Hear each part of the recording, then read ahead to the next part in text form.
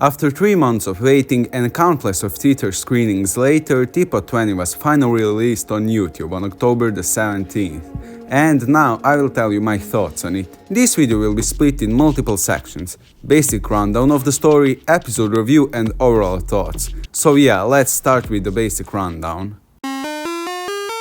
Even though this is an object show, we don't see a living object until 24 minutes in, and that's because this is an algebraic episode. TPOT 20 follows One and her problems until she finds a big Yoilat and gets her power. Then she brings Tree there and tries the power with it, and tells her that she must not tell anyone about this.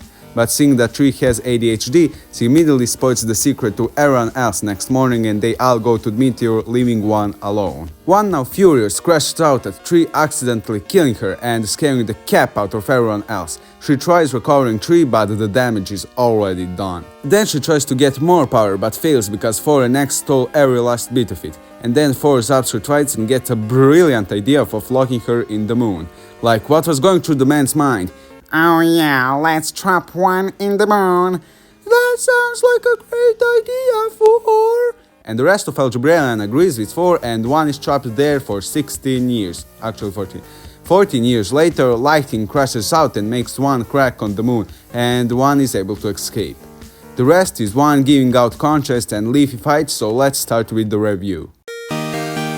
First off, I really liked the start of the episode with Nine and those skateboarding cats. Yeah, I will call them cats because the soundtrack that plays there is named Radical Cats, and these sure are radical. So yeah, I really like the opening bit because it really expands the world of Bfdi and connects to End really greatly. After that we get this beautiful shot of almost all of the Algebraians interacting. Like, look how good this looks, like look at the flowers. They really cooked with these backgrounds, and these scenes as a whole is a really nice callback to X finds out his value, but with some new characters. After some Algebraian shenanigans, we finally see One, and immediately when I saw this I knew which direction they will be taking One's backstory, that nobody wants to hang out with her, and that's why the episode is called Alone. So I got that right, and that's why you should subscribe. Then we get more beautiful backgrounds, and we finally learn how Algebraian got their powers.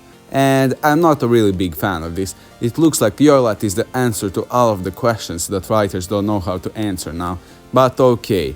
But wait, didn't we see Two at the start literally flying? Like, what was that? Can Two just fly or something? Or is that an error or cartoon logic? I don't know. My theory is that Two, while randomly exploring the world, actually found a Yoilat and just got his flying ability. And that's why he called the trip to see the big Yoil meteor boring, because he already saw something similar like that. But that's just a theory. Then One tries out her powers for longer than usual, and if you know, you know. Well, basically, in 2763 subspecial, it's shown that Zero, yeah, he's called Zero, like Zero. Basically, Zero has a crush on 15, and he really loves her, so this is a really good callback to that. Then One tells Three about the meteor, and we get this really cool animated sequence, and look at Six here. They're so cute, and that confirms my theory that Six is a cat. Anyways, Tree and One got to the meteor, and we finally learn why nobody wants to hang out with One. Yeah, we learned that One has a short fuse and gets a range pretty quickly. Like, Tree just wanted to touch the thing, One, come on. One eventually teaches Tree how to use their powers, and they have a pretty good time with some banger soundtrack playing in the background. But really, what is this soundtrack? If you know, please tell me in the comments because I wanna know. And then we get this beautiful shot with Four and X sleeping on seesaw. And I really like the detail how X is heavier than 4 because X value is 7. Then they go to sleep. And the next day, Three ditches One. Yeah, every main Algebraian except One went to the big Yoil meteor and everyone got their powers, which made One think about their life choices, and eventually it starts raining and battle between One and Three starts. And this scene looks amazing. I like the composition and the backgrounds, like it's so detailed, and eventually One kills Three. And look how good this is, like Algebraians are animated perfectly, and then they are very emotional, like look at this. This is easily one of my favorite moments of all of Bfdi. And then One tries to reboot Three but fails, making this glitchy SCP-like thing. And then Four and X go to the Yoil meteor and suck all of its power, and One eventually catches up with them there and Four zaps her twice and gets the best idea ever. And every other Algebraian agrees with Four, so they go to the moon and trap One for 14 years, like oh my gosh. Imagine being trapped in a moon like in complete darkness for 14 years. Like, I don't know about you, but I don't think I would survive. And that's the first half of the episode. Amazing so far, but this is where episode becomes kinda messy. So, second half of the episode shows what one has been doing this whole time and connects some scenes from different episodes. And you can clearly tell that they didn't have one's backstory planned back then, like look at this. Hey guys! Yeah bro, if you are stuck in the moon, the moment you open free you will look at Eri and say hi guys, like what? If this was me, I would be something like water, I need water. Anyways, after that we see one trying to understand what's going on, and then she sees a glitchy tree in a jail cell. This is also inconsistent because in TPOT 11, tree has a normal hand and not this glitchy thing, but you can still hear the glitch sound effects in TPOT 1, so that's cool. And then some scenes from older episodes are shown, and oh my g, one tortured Leafy. Like, was this necessary one? And then we finally learn what happened between Leafy and One, and the memes were true. So Leafy basically goes on and makes One rage so freaking hard, and we get this cute book.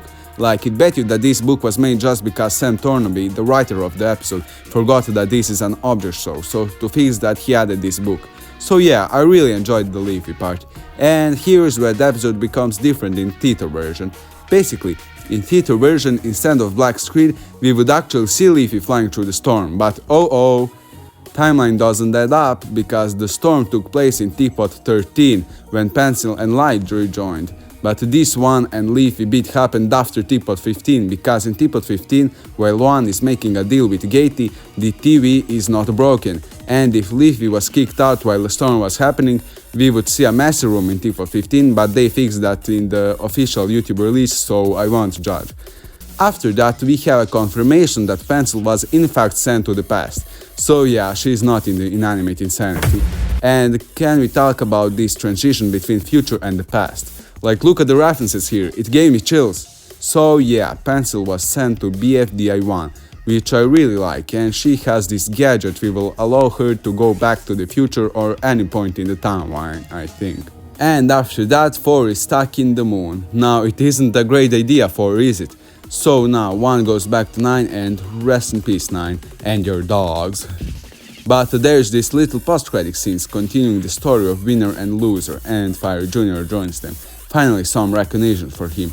So yeah, that's the end of the episode. First of all, One's backstory was great, and I really like how they tried to make us feel bad for One.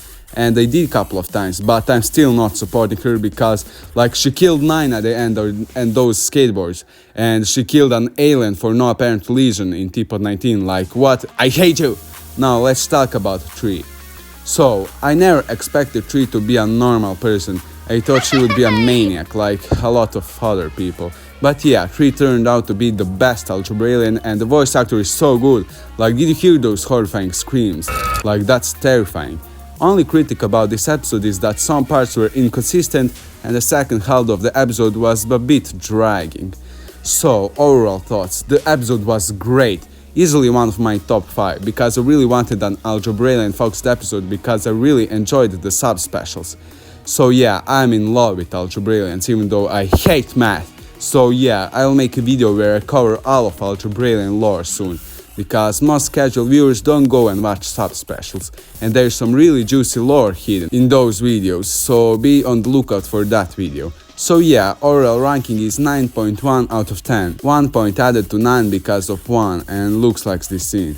So yeah, thank you guys so much for watching this video. I promise that the next video is gonna be algebraic lore explained, so I'll be working on it throughout November. So yeah, thanks so much for watching, and be sure to make some critics about my review because this is my first time reviewing something and yeah, it's kinda messy. So yeah, thank you guys so much for watching and bye!